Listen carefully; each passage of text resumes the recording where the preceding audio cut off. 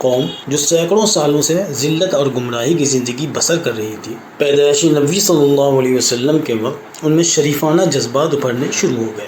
ایسے ہی جذبے کے تحت ورقہ بن نوفل، زید بن عمرو، اسد بن عبد العزیٰ، عثمان بن الحویرث اور عبید اللہ بن حجش جیسے عرب کے کئی معزز لوگ ایک جگہ جمع ہو گئے اور اپنے عقائد اور اپنے اعمال پر غور کرنے لگے، اور آخرکار اپنے مشرکانہ عقیدوں اور بتوں کی پرستش وغیرہ سے بیزاری ظاہر کی۔ اور اس مجلس کے تمام افراد دین ابراہیمی کی تلاش میں الگ الگ جگہوں کی طرف نکل کھڑے ہوئے۔ ان میں سے کئی نے بعد میں عیسائی مذہب اختیار کر لیا، لیکن ایک شخص عبداللہ بن حجش اپنے خیال پر قائم رہے، اور جب اسلام آیا تو انہوں نے اسلام ہی قبول کیا۔ ان میں سے ایک نے یعنی زید بن عمرو نے نہ تو یہود النصارہ کا مذہب اختیار کیا اور نہ ہی بت پرستی کی، بتوں کی برائیاں بیان کرتے اور اپنی قوم کو نصیحت و ملامت کرتے۔ اکثر ان کی زبان پر یہ الفاظ ہوتے: اللہم لو انی اعلم ای الوجوہ احب الیک لعبدتک ولکن لا اعلم، یعنی اے اللہ اگر مجھے معلوم ہوتا کہ تیری عبادت کیسے کی جائے تو میں ضرور تیری عبادت کرتا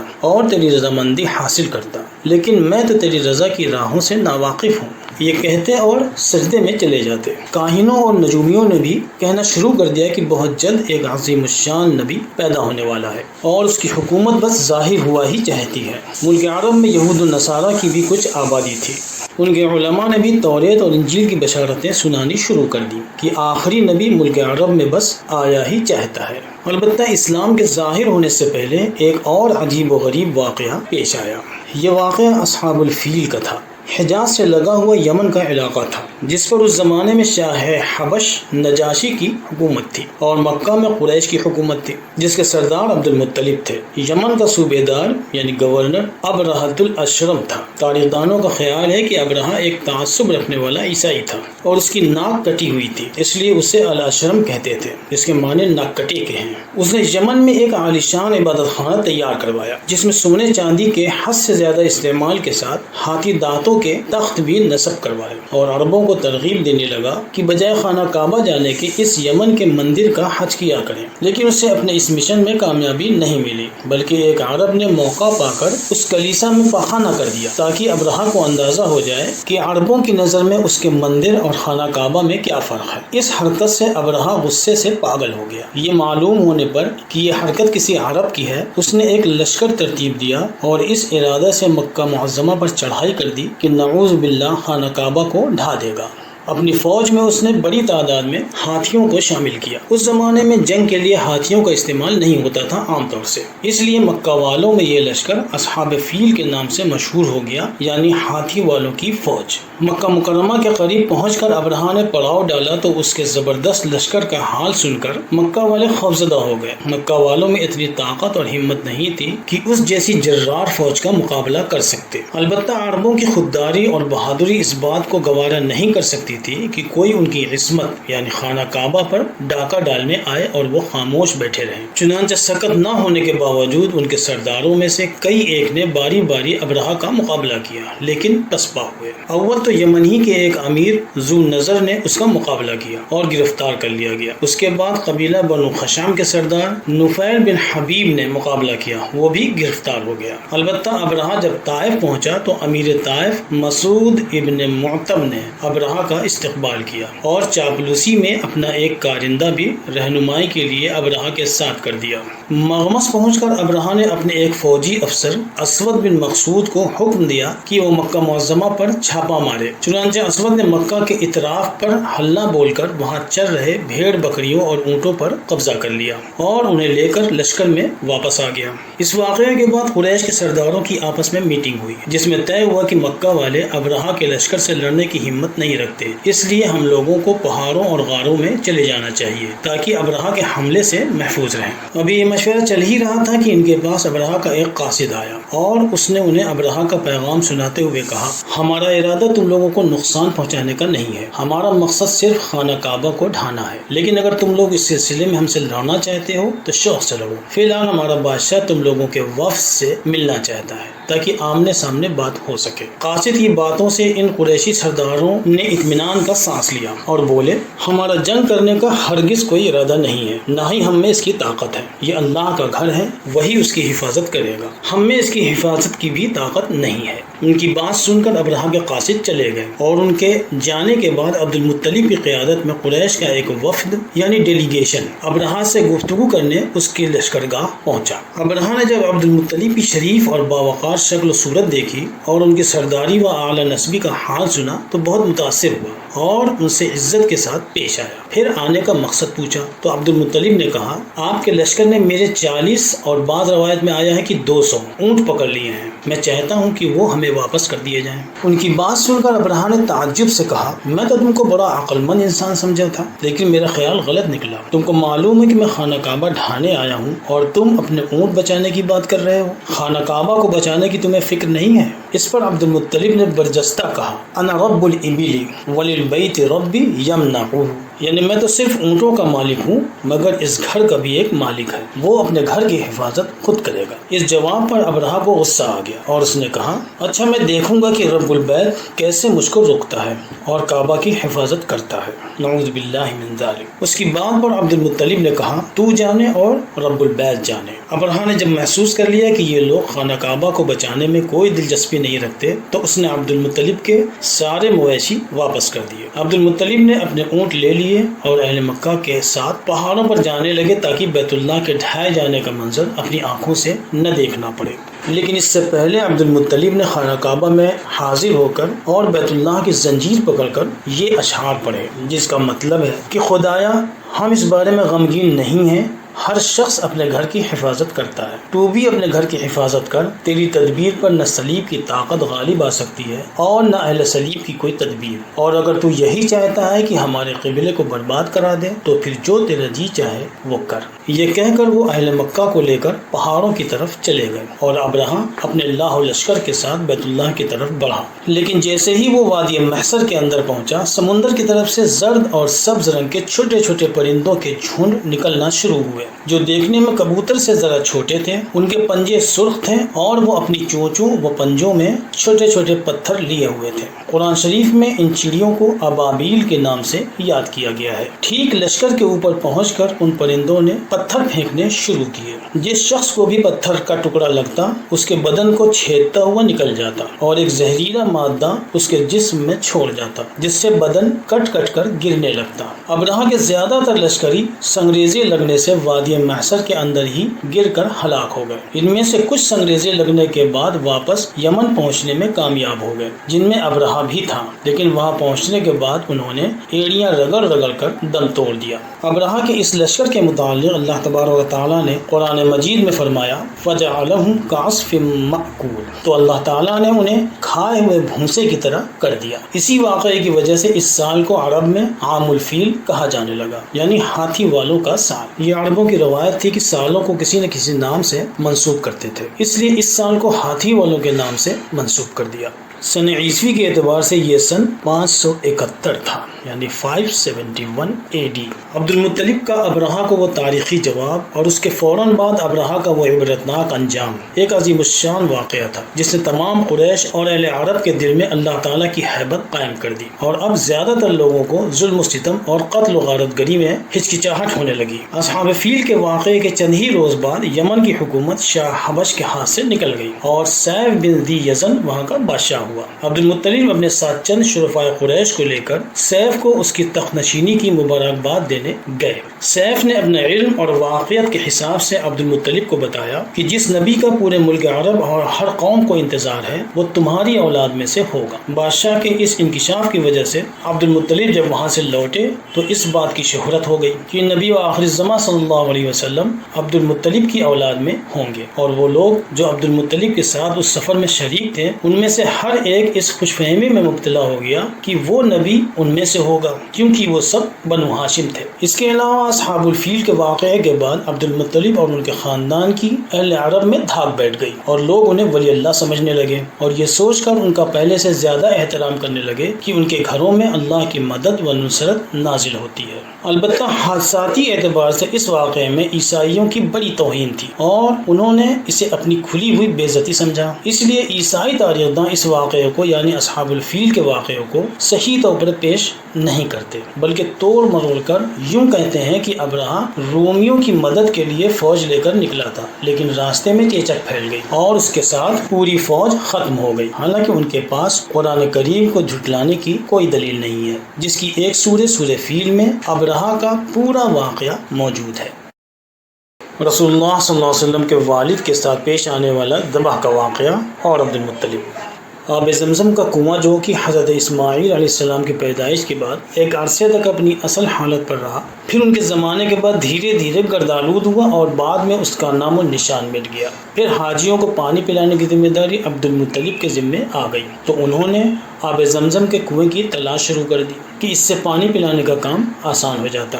اہل قریش میں سے کوئی ان کی مدد کو نہیں آیا، بلکہ عبد المطلب اور ان کے بیٹے حارث کا مذاق اڑاتے۔ ایک روز عبد المطلب نے خواب میں آب زمزم کے کنویں کا نشان دیکھا اور ارادہ کیا کہ اس جگہ کھودائی کروائی جائے، لیکن وہاں پر مشرکین نے 2 بت اصاف اور نائلہ نامی رکھ رکھے تھے، اس لیے انہوں نے عبد المطلب کو اس کام سے روکنا چاہا، لیکن عبد المطلب اور ان کے بڑے لڑکے حارث نے ان کی مخالفت کی کوئی پرواہ نہیں کی اور کھدائی کا کام شروع کر دیا۔ یہ باپ بیٹے 2 ہی افراد تھے، اس کے باوجود عبد المطلب کی سرداری اور اعلیٰ نسبی کی وجہ سے بقیہ مشرکین ان کے مقابل ٹھہر نہ سکے۔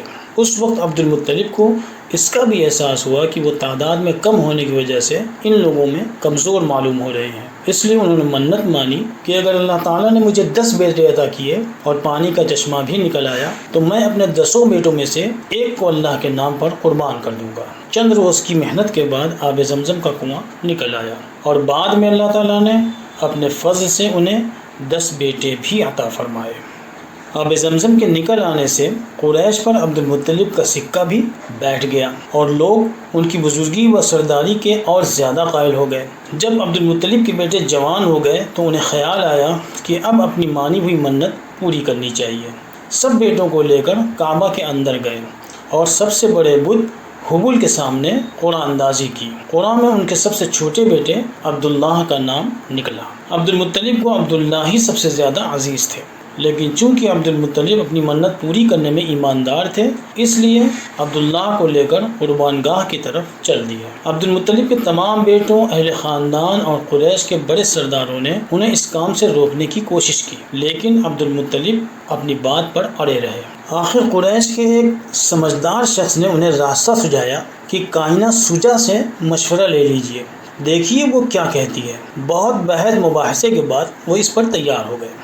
کاہنہ نے کہا کہ تمہارے یہاں ایک آدمی کا خون بہا 10 اونٹ ہیں، اس لیے تم ایک طرف 10 اونٹ رکھو اور ایک طرف عبداللہ کو رکھو، پھر قرعہ ڈالو۔ اگر قرعہ اونٹوں کے نام پر نکل آئے تو ان اونٹوں کو عبداللہ کی جگہ ذبح کر دو، لیکن اگر قرعہ عبداللہ کے نام پر نکلے تو 10 اونٹ اور بڑھا کر پھر سے قرعہ نکالو۔ اس پر بھی عبداللہ کا نام نکلے تو اسی طرح 10 اونٹ بڑھاتے رہو یہاں تک کہ قرعہ اونٹوں کے نام نکل آئے گا۔ عبد المطلب اس ترکیب کو اختیار کرنے پر راضی ہو گئے اور اسی پر عمل کیا گیا جو کاہنہ نے کہا تھا۔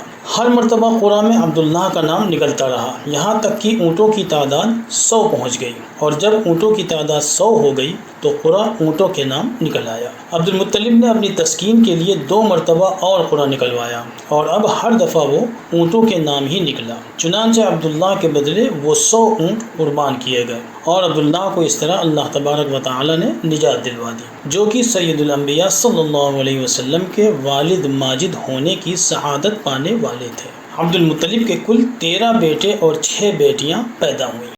عبد المطلب اور ان کی آل۔ جناب عبد المطلب کو جناب محمد رسول اللہ صلی اللہ علیہ وسلم کے دادا ہونے کا شرف حاصل ہے۔ آپ کی اولاد کا مکمل نقشہ درج ذیل ہے۔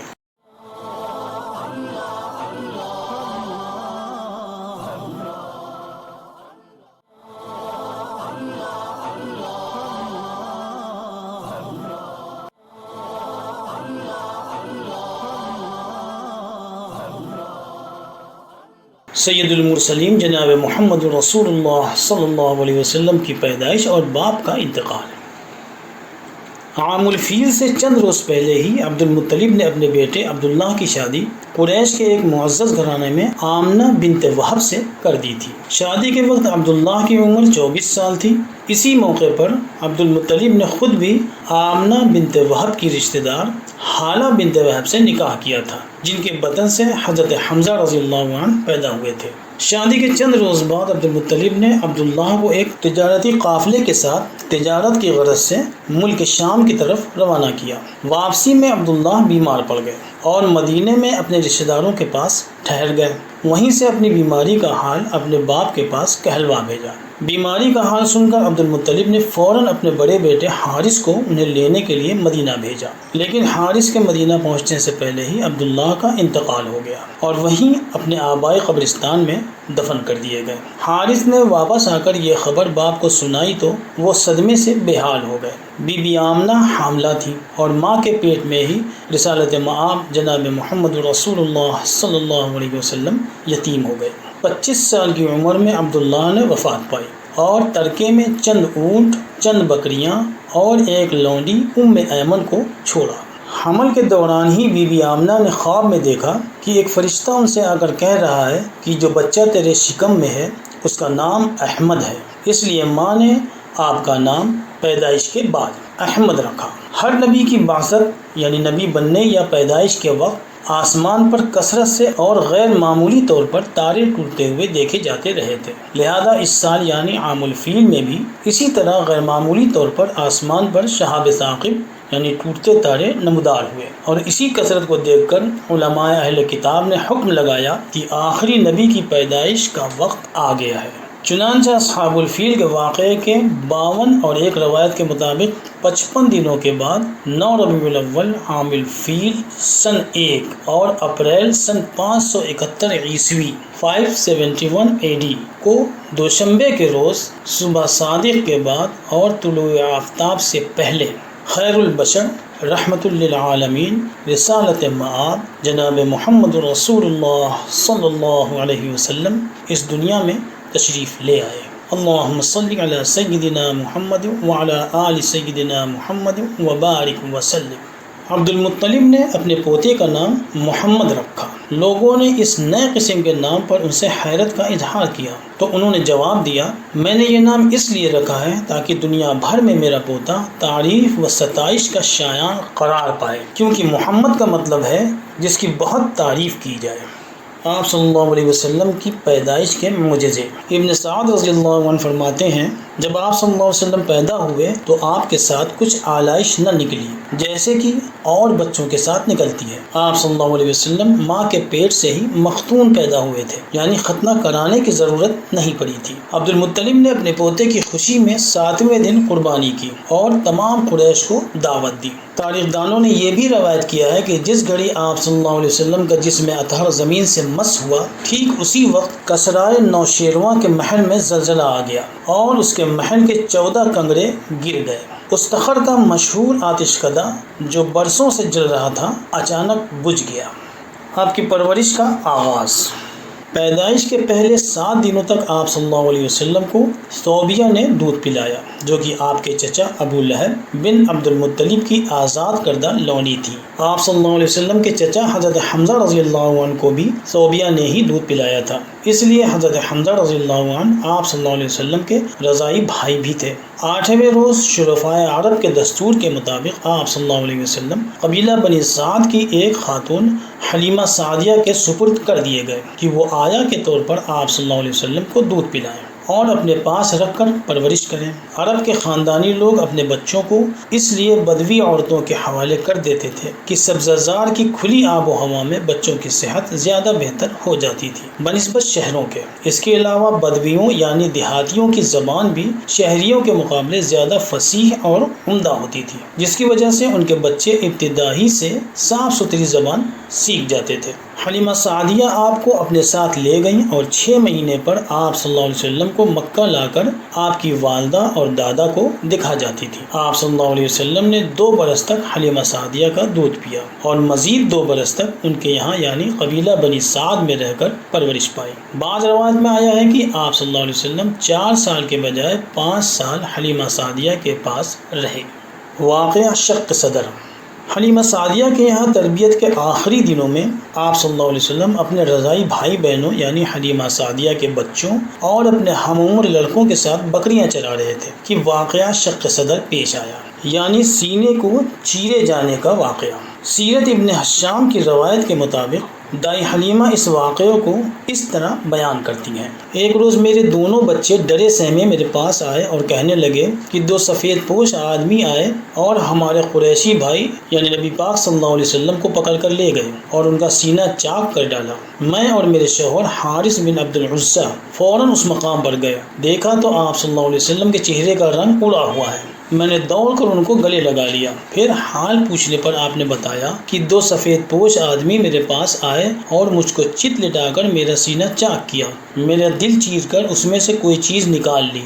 حلیمہ نے دیکھا تو آپ کے جسم پر نہ کوئی زخم تھا نہ ہی خون کا نشان تھا۔ انہوں نے سمجھا کہ اس لڑکے پر کوئی آسیب وغیرہ ہے، اس لیے اب زیادہ دن اپنے پاس رکھنا مناسب نہیں۔ یہ سوچ کر آپ کو واپس مکہ معظمہ لا کر آپ کی والدہ ماجدہ کو سونپ دیا۔ پھر ساری کیفیت بیان کی اور اپنا خیال بھی ظاہر کیا کہ اس لڑکے پر کوئی آسیب وغیرہ ہے۔ ان کی بات سن کر حضرت آمنہ نے کہا کہ نہیں، کوئی فکر کی ضرورت نہیں ہے، میرا بیٹا دنیا میں عظیم الشان مرتبہ پانے والا اور غیر معمولی انسان بننے والا ہے۔ یہ ہر آفت اور ہر صدمے سے محفوظ رہے گا اور خدا تعالیٰ اس کی حفاظت کرے گا، کیونکہ جب یہ پیٹ میں تھا تو حمل کے دوران میں نے فرشتوں سے بہت سی بشارتیں سنی تھی اور اس کی بہت سی کرامتیں دیکھی ہیں۔ صحیح مسلم میں حضرت انس بن مالک رضی اللہ تعالیٰ عنہ سے روایت ہے کہ جب آپ مکہ میں لڑکوں کے ساتھ کھیل رہے تھے تو حضرت جبرائیل علیہ السلام آپ صلی اللہ علیہ وسلم کے پاس آئے اور آپ صلی اللہ علیہ وسلم کا دل چیرا اور ایک قطرہ نکال کر کہا کہ یہ شیطان کا حصہ تھا۔ اس کے بعد آپ صلی اللہ علیہ وسلم کا دل سونے کے طشت میں آب زمزم سے دھویا اور جس طرح جہاں رکھا ہوا تھا رکھ دیا۔ آپ صلی اللہ علیہ وسلم کی والدہ اور دادا کا انتقال۔ 4 یا 5 برس کی عمر میں آپ اپنی والدہ کے پاس مکہ آ گئے۔ جب آپ صلی اللہ علیہ وسلم 6 سال کے تھے تو آپ کی والدہ محترمہ آپ کو لے کر اپنے عزیزوں سے ملنے مدینہ منورہ تشریف لے گئیں، لیکن 1 مہینہ رہ کر جب مکہ معظمہ واپس آنے لگی تو راستے میں ابوا کے مقام پر بیمار ہوئیں اور وہیں انتقال فرما گئیں۔ اب آپ صلی اللہ علیہ وسلم کی پرورش کا ذمہ دادا عبد المطلب پر آ گیا۔ 2 برس تک انتہائی شفقت اور محبت کے ساتھ دادا نے اپنے پوتے کی پرورش کی، لیکن ابھی آپ کی عمر 8 ہی برس تھی کہ دادا کا بھی انتقال ہو گیا۔ اب جب دادا کا جنازہ اٹھا تو آپ صلی اللہ علیہ وسلم کی آنکھیں بھری ہوئی تھیں اور آپ بہت غمگین تھے، لیکن دادا نے انتقال سے پہلے اپنے چہیتے پوتی کی عمدہ پرورش کا بندوبست کر دیا تھا اور اپنے بیٹے ابو طالب جو کہ آپ صلی اللہ علیہ وسلم کے والد عبداللہ کے سگے بھائی یعنی ایک ہی ماں سے تھے کی کفالت میں آپ کو سونپ دیا تھا اور وصیت کر دی تھی کہ اپنے اس بھتیجے کی اچھی طرح خبرگیری کرنا۔ ابو طالب نے اپنے باپ کی نصیحت کو وفا کر دکھایا، اپنے بچوں سے زیادہ آپ کو عزیز رکھا، کبھی اپنی آنکھوں سے جدا نہ ہونے دیتے، حتیٰ کہ رات کو اپنے بستر پر ہی سلاتے۔ بے حیائی سے آپ کی خدائی حفاظت۔ آپ صلی اللہ علیہ وسلم دوسرے بچوں کے مقابلے بالکل الگ تھے، اکیلے رہنا پسند کرتے تھے۔ اللہ تبارک و تعالیٰ نے آپ کو تمام بری خصلتوں و عادتوں سے اپنے فضل سے محفوظ کر لیا تھا۔ ایک مرتبہ کا واقعہ ہے کہ چند نوجوانوں نے آپ کو ایک ایسی شادی میں شریک ہونے کے لیے مجبور کیا جس میں ناچ گانا بھی تھا، چنانچہ جیسے ہی آپ صلی اللہ علیہ وسلم اس محفل میں داخل ہوئے آپ پر نیند طاری ہو گئی اور آپ رات بھر سوتے ہی رہے، اس نجس مجلس کا حصہ نہ بن سکے۔ اسی طرح بچپن کے ایک واقعے نے آپ کی شرم و حیا کو اجاگر کیا۔ جب آپ صلی اللہ علیہ وسلم 7 سال کے تھے تو خانہ کعبہ کی مرمت کے سلسلے میں آپ پتھر ڈھونے کا کام کر رہے تھے کہ آپ کے چچا عباس نے اس وجہ سے آپ کی تہمت کھول دی کہ آپ کے پتھر ڈھونے میں رکاوٹ بن رہی تھی۔ بچے کی تہمت کھول دینا وہ لوگ خراب نہیں سمجھتے تھے، لیکن آپ تہمت کھلتے ہی شرم سے بے ہوش ہو گئے۔ لوگوں کو آپ کی حیاداری معلوم ہونے پر تعجب ہوا اور فوراً ہی تہمت باندھ دی گئی۔ آپ صلی اللہ علیہ وسلم کی معاشرتی زندگی کا آغاز۔ 12 سال کی عمر میں آپ نے اپنے چچا ابو طالب کے ساتھ شام کا تجارتی سفر کیا۔ جب آپ کا قافلہ بصرہ کے مقام پر پہنچا تو وہاں کے ایک عیسائی راہب بحیرہ نے آپ کو نبی آخر الزماں کی حیثیت سے پہچان لیا۔ یہ پڑھا لکھا اور سمجھدار شخص تھا۔ اس نے آپ کی اچھی طرح شناخت کر لینے کے بعد آپ کے چچا سے کہا، تمہارا یہ بھتیجا کوئی معمولی آدمی نہیں ہے۔ توریت اور انجیل میں انسانوں کی طرف بھیجے جانے والے آخری نبی کی جو علامتیں لکھی ہیں وہ سب اس میں موجود ہیں۔ بہتر یہ ہے کہ تم اسے لے کر آگے مت جاؤ، کیونکہ وہ یہودیوں کا علاقہ ہے، اور اگر انہوں نے بھی اس میں وہ علامتیں دیکھ لیں تو ہو سکتا ہے کہ اسے نقصان پہنچائیں۔ اس راہب کی باتوں سے ابو طالب گھبرا گئے، کیونکہ مال و دولت سے زیادہ انہیں اپنا بھتیجا عزیز تھا۔ اس لیے انہوں نے اپنا سارا مال وہیں فروخت کر دیا اور آپ کو لے کر واپس مکہ معظمہ چلے آئے۔ اس کے باوجود کہ ابو طالب کو شام کے علاقے میں داخل ہونے کا موقع نہیں ملا، انہیں اپنی تجارت میں خوب نفع ہوا۔ 15 سال کی عمر میں آپ کو پہلی دفعہ کسی لڑائی میں حصہ لینے کا موقع ملا، جب آپ کاس کے میلے میں کسی بات پر بنو حوازن اور بنو کنانہ میں جنگ چھڑ گئی۔ آپ کے قبیلے قریش کا تعلق بنو کنانہ سے تھا اور یہ لڑائی بڑھ کر 4 بڑے حصوں میں تقسیم ہو گئی۔ چوتھے اور آخری حصے میں آپ صلی اللہ علیہ وسلم کو یہ جنگی خدمت سونپی گئی کہ وہ تیر اٹھا کر اپنے چچاؤں کو دیں۔ براہ راست آپ نے کسی سے قتال یا جدل نہیں کیا، چونکہ یہ لڑائی محرم کے مہینے میں شروع ہوئی، جو کہ مشرکین کے یہاں پاک مہینہ سمجھا جاتا تھا، اور اس مہینے میں پہلے سے شروع لڑائیاں بھی روک دی جاتی تھیں، اس لیے اس لڑائی کا نام جنگ فجار مشہور ہوا۔ جنگ فجار سن 581 عیسوی میں ہوئی، یعنی 581 AD۔ جب آپ صلی اللہ علیہ وسلم جوانی کو پہنچے تو آپ کا رجحان تجارت کی طرف ہوا۔ آپ کے چچا نے بھی آپ کے لیے یہی مشغلہ پسند کیا۔ آپ صلی اللہ علیہ وسلم نے بہت سے تجارتی سفر کیے اور ان سفروں میں لوگوں کو آپ کی امانت داری، حسن خلق اور خوش معاملگی یعنی اچھے معاملات دیکھنے کو ملے۔ آپ کی اپنے قول کی پاسداری کا ایک واقعہ۔ آپ صلی اللہ علیہ وسلم کو تجارت میں ہمیشہ نفع ہوتا اور مکہ والوں نے ہمیشہ آپ کو صادق یعنی سچا، امین یعنی امانت دار اور باکردار یعنی اچھے کردار والا پایا۔ آپ کی خوش معاملگی کو بیان کرتے ہوئے ایک صحابی حضرت عبداللہ بن ابی الحمصار فرماتے ہیں کہ بعثت یعنی نبی بننے سے پہلے تجارت کے زمانے میں حضرت صلی اللہ علیہ وسلم سے میں نے معاملے کی کوئی بات کی، ابھی بات ختم بھی نہ ہوئی تھی کہ مجھ کو کسی ضرورت سے دوسری طرف جانا پڑا، اور جاتے ہوئے آپ سے کہہ گیا کہ آپ یہیں ٹھہریں، میں ابھی واپس آ کر معاملہ پورا کرتا ہوں۔ وہاں سے جدا ہو کر مجھے اپنا وعدہ یاد نہ رہا۔ جب تیسرے دن اس طرف سے میرا گزر ہوا تو دیکھا کہ حضرت صلی اللہ علیہ وسلم اسی جگہ کھڑے ہیں۔ آپ صلی اللہ علیہ وسلم نے مجھے دیکھ کر صرف یہی فرمایا کہ مجھ کو تم نے تکلیف و محنت میں ڈال دیا، میں اب تک اسی جگہ تمہارے انتظار میں ہوں۔ حضرت خدیجہ رضی اللہ عنہ سے آپ کی ملاقات۔ حضرت خدیجہ رضی اللہ عنہ قبیلہ بنو اسد کی ایک معزز اور مالدار خاتون تھی، بیوہ تھیں اور اس زمانے تک ان کی 2 شادیاں ہو چکی تھیں۔ اپنے کارندوں کے ذریعے تجارت کیا کرتی تھیں۔ جناب محمد رسول اللہ صلی اللہ علیہ وسلم کی دیانتداری کا شہرہ سن کر انہیں بھی شوق ہوا کہ آپ ان کا مال لے کر بھی شام کی تجارت پر جائیں اور ان کے معاون اور مددگار کی حیثیت سے ان کے ساتھ کام کرنا منظور کر لیں۔ چنانچہ حضرت خدیجہ رضی اللہ عنہ نے اپنے بھتیجے قطیمہ کے ذریعے آپ کی خدمت میں یہ پیغام بھیجوایا کہ آپ صلی اللہ علیہ وسلم ان کی پیشکش قبول کر لیں۔ آپ صلی اللہ علیہ وسلم نے اپنے چچا کی اجازت سے ان کی یہ پیشکش قبول فرما لی اور حضرت خدیجہ رضی اللہ عنہ نے آپ کے لیے معقول معاوضہ مقرر کر دیا۔ آپ صلی اللہ علیہ وسلم کا پہلا تجارتی سفر اور نستورہ راہب۔ حضرت خدیجہ رضی اللہ عنہ کے معاون کی حیثیت سے جب آپ شام کے سفر پر روانہ ہوئے تو آپ کے ساتھ حضرت خدیجہ رضی اللہ عنہ کا غلام میسرہ اور ایک عزیز خزیمہ ابن حکیم بھی تھے۔ یہ تجارتی قافلہ جب ملک شام میں داخل ہو کر ایک سوما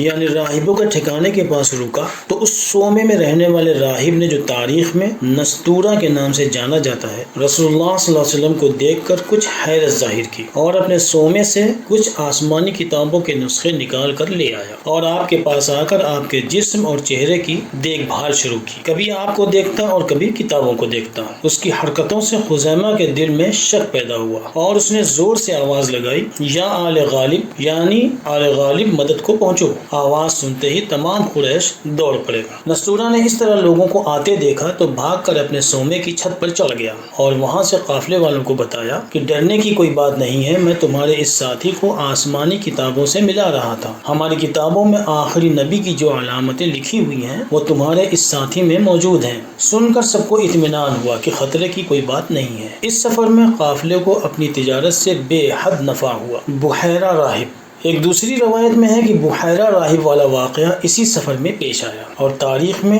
اسے اس طرح بیان کیا گیا ہے کہ جب آپ کا قافلہ بصرہ میں داخل ہوا تو آپ کنیسہ کے درخت کے نیچے آرام کی غرض سے اترے۔ اسی درخت کے پہلو میں ایک عیسائی راہب نے قیام کر رکھا تھا جس کا نام بحیرہ تھا۔ آپ صلی اللہ علیہ وسلم کی آہٹ پر وہ اپنے حجرے سے باہر آیا اور آپ صلی اللہ علیہ وسلم سے دریافت کیا، آپ کون ہیں؟ اس کے جواب میں حضرت خدیجہ رضی اللہ عنہ کے غلام میسرہ نے جواب دیا، یہ قریش کے ایک تاجر ہیں۔ سن کر بحیرہ نے کہا، میرے علم کے مطابق اس درخت کے نیچے کوئی نبی ہی ٹھہر سکتا ہے، اس لیے یہ آدمی اس امت کا نبی ہے۔ بہرکیف اسی طرح آپ کئی مرتبہ حضرت خدیجہ رضی اللہ عنہ کے مال کے ساتھ شام، یمن اور بحرین کے سفر پر گئے اور ہر مرتبہ تجارت میں خوب نفع ہوا۔ حضرت خدیجہ رضی اللہ عنہ سے آپ کا نکاح۔ آپ صلی اللہ علیہ وسلم کی دیانت، شرافت اور نجابت حضرت خدیجہ الکبریٰ رضی اللہ عنہ پر اچھی طرح واضح ہو گئی تو انہوں نے نفیسہ نامی عورت سے آپ کی خدمت میں نکاح کا پیغام بھیجا۔ حالانکہ مکہ کے شرفاء و عمراء میں زیادہ تر اس بات کے خواہش مند تھے کہ حضرت خدیجہ رضی اللہ عنہ سے نکاح کر لیں، لیکن حضرت خدیجہ رضی اللہ عنہ اس بات کی آرزو مند ہوئی کہ رسول اللہ صلی اللہ علیہ وسلم ان کو اپنی زوجیت کا شرف بخشیں۔ آپ صلی اللہ علیہ وسلم کے چچا ابو طالب نے حضرت خدیجہ رضی اللہ عنہ کی طرف سے بھیجے ہوئے رشتے کو منظور کر لیا اور ابو طالب نے خود ہی نکاح بھی پڑھایا۔ نکاح کے وقت آپ صلی اللہ علیہ وسلم کی عمر 25 برس تھی اور حضرت خدیجہ الکبریٰ رضی اللہ عنہ کی عمر تقریباً 40 برس تھی، اور یہ 596 عیسوی 596 AD تھا۔ یہ حضرت خدیجہ الکبریٰ رضی اللہ عنہ کی اہم خصوصیت تھی کہ عربوں کے عام رواج کے خلاف آپ صلی اللہ علیہ وسلم نے حضرت خدیجہ رضی اللہ عنہ کی زندگی میں دوسرا نکاح نہیں کیا۔ حضرت خدیجہ رضی اللہ عنہ آپ کو اور آپ حضرت خدیجہ رضی اللہ عنہ کو بے انتہا محبوب تھے۔ ایک حضرت ابراہیم کے علاوہ آپ صلی اللہ علیہ وسلم کی تمام اولاد حضرت خدیجہ الکبریٰ رضی اللہ عنہ سے ہی ہوئی۔ حضرت ابراہیم ام المومنین حضرت ماریہ قبطیہ رضی اللہ عنہ سے پیدا ہوئے تھے۔ آپ صلی اللہ علیہ وسلم کی صفت کا کمال۔ اب مکہ ہی نہیں، تمام ملک عرب میں جہاں تک بھی لوگ آپ کو جانتے تھے، آپ کے کردار، آپ کی پاک بازی، آپ کی سچائی اور آپ کی امانت داری کی قسمیں کھاتے تھے۔ آپ صلی اللہ علیہ وسلم کا نام ہی الصادق اور الامین پڑ گیا۔ پورے ملک عرب میں علاوہ آپ کے کوئی دوسری ہستی نہیں تھی جسے ان القاب سے پکارا جاتا۔ یہ آپ صلی اللہ علیہ وسلم کی عظیم الشان شخصیت کا مظہر تھا کہ اس زمانے میں کسی کو اس کے نام کے بجائے اس کی صفت سے پکارا جائے، اور ایسی علو صفت سے جو علاقے کے کسی دوسرے انسان میں موجود نہ ہو، بلکہ ایسے باعظمت کردار کا مالک ہونے کے بارے میں کوئی سوچ بھی نہ سکتا ہو۔ آپ کا ایک بے نظیر فیصلہ۔ یہی وجہ تھی کہ کسی وجہ سے خانہ کعبہ میں آگ لگ جانے پر اس کی مرمت کے وقت جب پرانی عمارت کو قریش نے ڈھا دیا اور تعمیر ابراہیمی سے دوبارہ تعمیر شروع کرنے کے بعد قریش کے تمام بڑے سرداروں کے درمیان اس بات پر تلواریں کھینچ گئیں کہ اب خانہ کعبہ کی دیوار میں حجر اسود نصب کرنے کا کام کس قبیلے کا سردار کرے گا، تو اس پر بھی اتفاق اسی بابرکت نام پر ہوا جسے ساری انسانیت کا ہادی بنا کر بھیجا گیا تھا۔ واقعہ کچھ اس طرح پیش آیا کہ قریش نے اس بات پر سمجھوتا کر لیا کہ حجر اسود نصب کروانے کے لیے اسے حکم بنا لیا جائے جو صبح سب سے پہلے خانہ کعبہ میں داخل ہوتا دکھائی دے۔ لہذا صبح انہوں نے بیت اللہ میں سب سے پہلے الصادق الامین صلی اللہ علیہ وسلم کو آتا دیکھا، تو جس بات پر سارا کا سارا قریش مرنے مارنے پر آمادہ ہو چکا تھا اور ایک دوسرے کا خون بہانے کے لیے شدید و غلیظ قسمیں کھا چکا تھا، رسول اللہ صلی اللہ علیہ وسلم کو دیکھتے ہی ان میں کا ہر ایک فرد پکار اٹھا کہ الامین الامین، یہ معاملہ ہم آپ کے حوالے کرتے ہیں اور ہم آپ کے فیصلے پر راضی ہیں۔ آپ صلی اللہ علیہ وسلم نے معاملے کی تحقیق ہوتے ہی منٹوں میں فیصلہ کر دیا، اور کمال یہ نہیں تھا کہ حکم یعنی جج مان لینے کی وجہ سے سب نے آپ کے فیصلے کو قبول کر لیا، بلکہ کمال یہ تھا کہ سب کو آپ کے فیصلے سے اطمینان ہو گیا اور سب بے اختیار پکار اٹھے احسنت و مرحبا۔ جھگڑا یہ تھا کہ حجر اسود کو کس قبیلے کا سردار مقام رکن پر رکھے گا، اور فیصلہ یہ تھا کہ آپ صلی اللہ علیہ وسلم نے ایک چادر بچھا کر اس پر حجر اسود اپنے ہاتھ سے رکھ دیا۔ پھر ہر قبیلے کے سردار سے کہا کہ چادر کے کنارے پکڑ لو۔ چنانچہ تمام سرداروں نے مل کر اس چادر کے کنارے ہر طرف سے پکڑ لیے اور آپ صلی اللہ علیہ وسلم کے حکم پر اسے اٹھا کر اس مقام تک لے آئے جہاں اسے نصب کیا جانا تھا، یعنی مقام رکن۔ آپ صلی اللہ علیہ وسلم نے حجر اسود اپنے ہاتھ سے اٹھا کر مقام رکن پر نصب کر دیا اور کسی کو کوئی شکایت نہ ہوئی۔ جس معاملے کو عرب کے بڑے بوڑھے حل کر پانے سے قاصر تھے، اسے ایک نوجوان نے اس طرح حل کر دیا کہ ان کی عقلیں حیران رہ گئیں۔ یہاں معاملے کی نزاکت کو اس بات سے سمجھا جا سکتا ہے کہ یہ مسئلہ ان جاہل عربوں کے بیچ کھڑا ہوا تھا جو معمولی باتوں پر ایک دوسرے کے سر اتار لیا کرتے تھے اور چھوٹے چھوٹے جھگڑے بڑی بڑی لڑائیوں میں تبدیل ہو جایا کرتے تھے، جیسا کہ جنگ فجار کا ذکر اوپر گزرا۔ یہاں تو حجر اسود کا معاملہ تھا جس کی وقعت ان کے نزدیک بہت زیادہ تھی۔ اس معاملے پر اگر لڑائی ہوتی تو یقیناً عربوں کی تمام لڑائیوں میں سب سے زیادہ خون ریز ہوتی، لیکن محض آپ صلی اللہ علیہ وسلم کی ذات بابرکت کے سبب یہ معاملہ اس خوش اسلوبی سے نمٹ گیا گویا کچھ ہوا ہی نہ ہو۔ جب یہ معاملہ پیش آیا، آپ صلی اللہ علیہ وسلم کی عمر 35 سال تھی۔ آپ صلی اللہ علیہ وسلم کا اپنے رشتہ داروں سے برتاؤ۔ ایک سال قحط پڑا اور بہت سے لوگوں کے ساتھ آپ کے محسن چچا ابو طالب بھی قحط کا شکار ہو گئے۔ آپ صلی اللہ علیہ وسلم چونکہ حضرت خدیجہ رضی اللہ عنہا سے شادی کرنے کے بعد عسرت کی زندگی بسر کر رہے تھے، اس لیے آپ کو خیال ہوا کہ اس موقع پر اپنے چچا کی مدد کرنی چاہیے۔ چنانچہ آپ صلی اللہ علیہ وسلم نے اپنے دوسرے چچا عباس بن عبد المطلب سے کہا کہ چچا ابو طالب کا کنبہ بڑا ہے، مناسب یہ ہے کہ ان کے ایک لڑکے کو آپ اپنے گھر لے آئیے اور ایک کو میں لے آؤں جس سے ان کا بوجھ ہلکا ہو۔ عباس کو آپ کا یہ مشورہ پسند آیا اور دونوں حضرات چچا کی خدمت میں حاضر ہوئے اور اپنی خواہش ظاہر کی۔ ابو طالب نے کہا کہ عقیل کو میرے پاس رہنے دو اور باقیوں کو اگر تمہاری خواہش ہو تو لے جاؤ۔ چنانچہ عباس اپنے ساتھ جعفر بن ابو طالب کو لے آئے اور رسول اللہ صلی اللہ علیہ وسلم نے علی بن ابی طالب کو اپنے ساتھ کر لیا۔ اسی وقت سے علی بن ابی طالب بیشتر زندگی آپ صلی اللہ علیہ وسلم کی سرپرستی میں رہے۔ اس وقت علی بن ابی طالب کی عمر لگ بھگ 5 سال تھی۔ یہ واقعہ بھی اسی سال کا ہے جس سال خانہ کعبہ میں حجر اسود کے نصب والا معاملہ پیش آیا تھا اور جناب نبی کریم صلی اللہ علیہ وسلم کی عمر مبارک 35 سال تھی، لیکن یہ واقعہ حجر اسود والے واقعے سے پہلے کا ہے۔ زید بن حارث۔ اسی طرح دوسروں کی کفالت کے لیے آپ صلی اللہ علیہ وسلم کی مستعدی کا ایک اور واقعہ تاریخ میں بے نظیر حیثیت کا حامل ہے۔ ام المومنین محترمہ حضرت خدیجہ رضی اللہ عنہا کے بھتیجے حکیم بن حزام ایک غلام بچہ خرید کر لے آئے اور اسے اپنی پھوپھی کی خدمت میں پیش کیا۔ حضرت خدیجہ رضی اللہ عنہا نے وہ غلام رسول اللہ صلی اللہ علیہ وسلم کی خدمت میں دے دیا۔ یہ غلام ایک آزاد عیسائی خاندان کا لڑکا زید بن حارث تھا، کسی لوٹ مار میں قید ہو گیا اور غلام بنا کر بیچ دیا گیا۔ آپ صلی اللہ علیہ وسلم نے اسے اپنے پاس رکھ لیا۔ کچھ عرصے بعد زید کے باپ اور چچا اپنے بچے کو تلاش کرتے ہوئے مکہ آئے اور یہ معلوم کر کے کہ وہ محمد کے پاس غلام کی حیثیت سے رہتے ہیں، آپ صلی اللہ علیہ وسلم سے درخواست کی کہ زید کو انہیں دے دیں۔ آپ صلی اللہ علیہ وسلم نے فوراً انہیں اجازت دے دی کہ اگر زید چاہے تو لے جاؤ۔ کہنے کے بعد زید کو بلوایا اور پوچھا، ان دونوں افراد کو تم پہچانتے ہو؟ انہوں نے اپنے والد اور چچا کو ایک نظر میں پہچان لیا۔ آپ صلی اللہ علیہ وسلم نے فرمایا، یہ تمہیں لینے آئے ہیں، میری طرف سے تمہیں اجازت ہے، تم ان کے ساتھ جا سکتے ہو۔ جواب میں زید نے کہا، لیکن میں تو آپ کو چھوڑ کر نہیں جانا چاہتا۔ زید کی بات سن کر ان کے باپ حارث خفا ہو گئے اور بولے، تو آزادی پر غلامی کو ترجیح دیتا ہے؟ باپ کی بات پر زید نے کہا، ہاں، جو بات میں نے ان میں دیکھی ہے اس کے لیے میں اپنے باپ اور ساری خدائی کو بھی چھوڑ سکتا ہوں۔ غور کرنے کا مقام ہے کہ یہ نبوت سے پہلے کے محمد صلی اللہ علیہ وسلم ہیں، جن کے متعلق مستشرقین یعنی مشرق اور مغرب کے ملے جلے قلمکار یہ دعویٰ کرتے نہیں تھکتے کہ انہوں نے تلوار سے اسلام پھیلایا، اور غالباً اسی کو اس وقت کے کافر اور انبیاء کرام کو جھٹلانے والے خسر افراد جادو کہا کرتے تھے، جس کے زیر اثر زید بن حارث تھے، جو اپنے حقیقی باپ سے کہہ رہے تھے کہ میں آپ کے ساتھ آزاد رہنے کے بدلے محمد صلی اللہ علیہ وسلم کے ساتھ غلام رہنا پسند کروں گا۔